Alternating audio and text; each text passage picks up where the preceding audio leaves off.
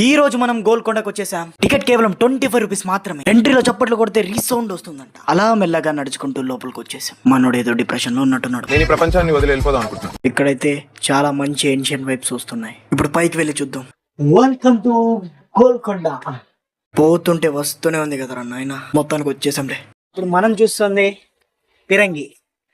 అప్పట్లో యుద్ధాల కోసం దీన్ని యూజ్ చేసేవాళ్ళం. అమ్మ దీనమ్మ జీవితం. దీని పైకి పోయే లోపల నేనే పైకి పోయేలా ఉన్నా. ఫైనల్ గా పైకి చేరుకున్నాం. ఏం లేదే ఈడెవడో డాగేజ్ పైన రాశాడు.